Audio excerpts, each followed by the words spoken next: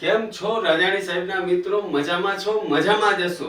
સવક સંયોજનોના 5 video તમે જોઈ લીધા, તેમાં 50 MCQ આવ્યા. આજે લાસ્ટ 10 ખૂબ ઈઝી પ્રશ્નો આજે લઈને આવ્યા છે મિસ્ટર રાજાણી તમારા માટે. આજના 10 પ્રશ્નો કરો, પછી આપણે દ્રાવણ ચેપ્ટરના આ જ રીતે પ્લેલિસ્ટ બનશે અને આ જ રીતે વિડિયો આવશે. તો આજનો પહેલો પ્રશ્ન મિત્રો, નીચેનામાંથી કયો સંકીર્ણ ભૌમિતિક સમઘટકતા દર્શાવતો નથી? CrOX thrice -3, CONH3 thrice, NO2 thrice, CONH3 4, Cl2, FeNH3 twice, CN4. મિત્રો D નો વિકલ્પનો વિચાર કરીએ તો મેટલ A2B4, એનો મતલબ આ અષ્ટફલકીય સંકીર્ણમાં સીસ અને ટ્રાન્સ જોવા મળી શકે, એટલે ભૌમિતિક સમઘટકતા મળે. C નો વિચાર કરીએ તો MF4B2, તો સેમ જ કેસ થયો, એટલે એમાં પણ સીસ અને ટ્રાન્સ સમઘટકતા જોવા મળે. B નો વિકલ્પ વિચારીએ તો MA3B3 છે, એટલે કે ફેશિયલ અને મેરીડિયોનલ ભૌમિતિક સમઘટકો મળે. પણ એનો વિચાર કરો તો CrOX thrice -3 માં ભૌમિતિક સમઘટકતા માટેની શરતનું પાલન થતું નથી, માટે તેમાં ભૌમિતિક સમઘટકતા જોવા મળશે નહીં. મિત્રો મજા આવતી હોય તો લાઈક, શેર, સબસ્ક્રાઇબ કરવા વિનંતી. આગળ વધે છે મિસ્ટર રાજાણી. આજનો બીજો એટલે કે 52મો પ્રશ્ન. પ્લેલિસ્ટમાં જોશો તો મળશે 52મો પ્રશ્ન. તમારે વધુને વધુ શેર કરવા જોઈએ. સમચતુષ્ફલકીય K2NiCl4 સંકીર્ણ સંયોજનમાં 3D કક્ષકમાં રહેલા ઇલેક્ટ્રોનની સંખ્યા કેટલી છે? મિત્રો 3D માં ઇલેક્ટ્રોનની સંખ્યા પૂછી છે. NiCl4 આ K2 છે એટલે Ni+2 થશે. Ni+2 એટલે આર્ગોન 3D8. આર્ગોન 3D8 એટલે D ના 5 ખાના થાય. 1 2 3 4 ને 5. આ ન આવડતું હોય તો પ્લીઝ મારા WhatsApp નંબરમાં મેસેજ કરજો. રાજાણી સાહેબ જવાબ દેવા બંધાયેલા છે. D8 એટલે 1 2 3 4 5 6 7 ને 8.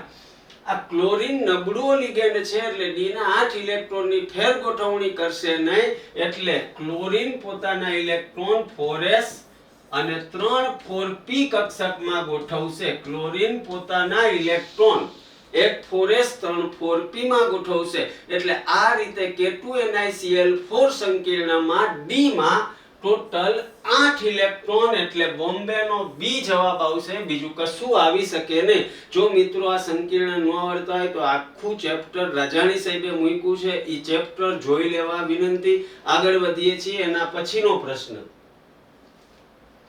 કિલેટ ચિકિત્સા પદ્ધતિ દ્વારા શરીરમાં જો લેડ ધાતુનું ઝેર હોય તો તેને કયા લિગેન્ડ દ્વારા દૂર કરવામાં આવે છે? ઓક્ઝેલેટ, એસિટેટ, આર્સેનેટ ASO4- કે EDTA?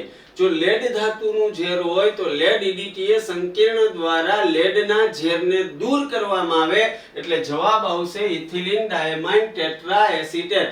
છેલ્લા 10 પ્રશ્નો અતિશય ઈઝી લઈને આવ્યા છે મિસ્ટર રાજાણી તમારા માટે. આગળ વધીએ છીએ ચોથો પ્રશ્ન. નીચેનામાંથી કયા સંકીર્ણમાં sp3d2 પ્રકારનું સંકરણ થશે? FeNH3 6+3, FeCN6-3, FeCl6-3, FeCN6-4. અહીંયા બધામાં 6 લિગેન્ડ છે, એટલે બધાય અષ્ટફલકીય. અષ્ટફલકીય એટલે કાં D2sp3 અને કાં sp3d2 હોય મિત્રો.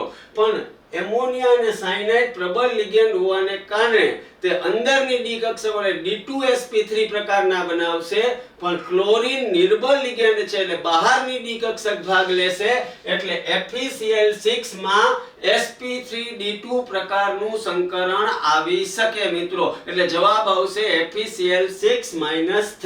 આગળ વધીએ છીએ આજનો પાંચમો પ્રશ્ન. સોડિયમ નાઇટ્રોપ્રુસાઇડ નું IUPAC નામ શું છે? સોડિયમ નાઇટ્રોપ્રુસાઇડ એટલે મારા મિત્રો Na2 FeCN5NO આ સૂત્ર છે. ઉતાવળિયા મિત્રો છે એ ભૂલ કરે, પણ મગજમાં રાખજો અપવાદ વાળો. અહીંયા NO છે ને એ ધન આયન છે, એ ધન આયન લિગેન્ડ છે, એટલે એનો +1 વીજભાર થાય, આનો -5 એટલે આ બે -4 અહીંયાથી બગડો અહીંયા જાય એટલે -2 થાય, -4 ઓલી બાજુ જાય એટલે જેમાં 2 ઓક્સિડેશન અવસ્થા હોય ને એવો જવાબ આવે.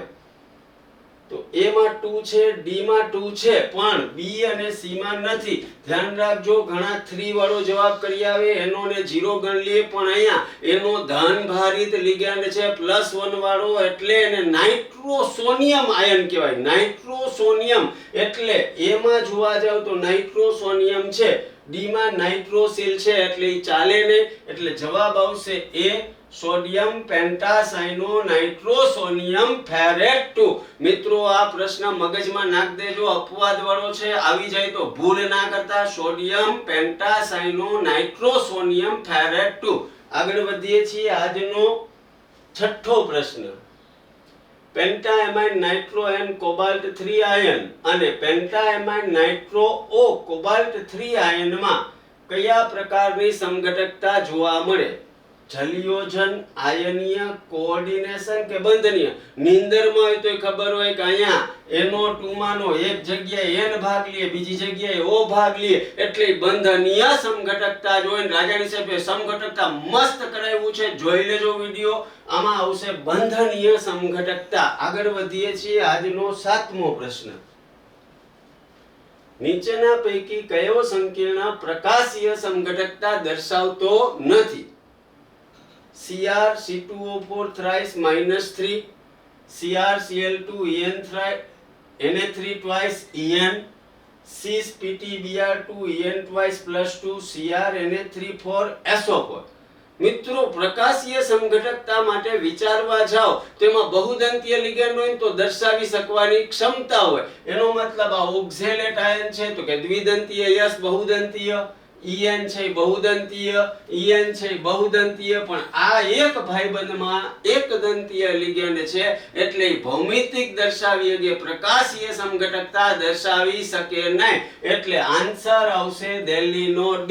આગળ વધીએ છીએ. મારા મિત્રો, મજા આવતી હોય તો લાઈક, શેર, સબસ્ક્રાઇબ કરજો. મોબાઈલ નંબર 9429859881 વોટ્સએપ છે, 9426502293 વોટ્સએપ કરજો. મિત્રો વધુ ને વધુ શેર કરજો. આગળ વધીએ છીએ. આઠમો પ્રશ્ન. તમારી કોઈ ટેલિગ્રામ ચેનલ ચાલતી હોય તો એમાં રાજાણી સાહેબના નંબરને એડ કરજો. નીચેના પૈકી કયા સંકીર્ણની સ્થિરતા સૌથી ઓછી છે? COCN6 -3, CONA3 6 +3, COCO6 +3, CONA3 6 +2. મિત્રો અહીં 3 પ્રકારના લિગેન્ડ છે. એક CO છે, એક CN છે, એક Na3. સૌથી તાકાતવાળો CO છે, એનાથી ઓછો CN, એનાથી ઓછો Na3. એનો મતલબ તાકાતવાળો હોય લિગેન્ડ એની તો સ્થિરતા સૌથી વધારે, એટલે COCO6 ની સ્થિરતા વધારે હોય, એનાથી ઓછી સાયનાઇડ વાળાની હોય. આપણને સૌથી ઓછી પૂછી. અહીંયા બે એમોનિયા વાળા આપ્યા છે. એક એમોનિયા વાળામાં CO+3 છે મિત્રો, અને બીજા એમોનિયા વાળામાં CO+2 છે. અહીંયા ધનવીજભાર વધારે છે, ઊંચા ધનવીજભારને કારણે અસરકારકતા વધી જાય એટલે એની સ્થાયીતા વધે છે. એની સરખામણીમાં CONA3 6+2 ઓછો સ્થાયી બનશે. એટલે ધ્યાન રાખજો. તમને ત્રણેય લિગેન્ડની તાકાતની ખબર હતી, પણ એક જ હરખા બે લિગેન્ડના સંકીર્ણ આવ્યા તો અહીંયા ઊંચા ધનવીજભાર વાળો વધુ સ્થાયી થાય. મગજમાં રાખજો. આગળ વધીએ છીએ. નવમો પ્રશ્ન. નીચેના પૈકી કયો લિગેન્ડ એક જ સવક સ્થળ નિર્દેશ દર્શાવે? નીંદરમાં હોય તો કોમેન્ટમાં તમે લખી શકો. O-2, SO4 -2, CO3 -2, OX -2. તો તમને ખબર છે ઓક્સિજન છે એક સવક સ્થળ નિર્દેશ વાળો છે. એટલે મિત્રો આમાં કઈ લાંબી ચર્ચા કરતા નથી. આગળ વધીએ છીએ. આજનો લાસ્ટ પ્રશ્ન. આના પછી દ્રાવણ ચેપ્ટરના પ્રશ્નો ચાલુ થવાના છે. ક્યાંય જતા નહીં. રાજાણીની ચેનલને યાદ રાખજો, અજય રાજાણી. 10મો. નીચેના પૈકી કઈ સ્પેક્ટ્રોકેમિકલ શ્રેણી સાચી છે? મસ્ત પાકી કરાવી, જેની કર્યું હોય દિલથી એને આવડતી હશે. એ 5 લિગેન્ડ આપ્યા છે. CO, En, Na3, F, SCN. સૌથી તાકાતવાળો CO, એનાથી ઓછો En, એનાથી ઓછો Na3, એનાથી ઓછો F અને સૌથી ઓછો HCl અને આવો એક જ વિકલ્પ છે કલકત્તી C, બીજું કાંઈ આવે નહીં. ગોટે ચડતા નહીં, રામાયણમાં પડતા નહીં. મળતા રહેશું, હસતા રહેજો. જય હિન્દ.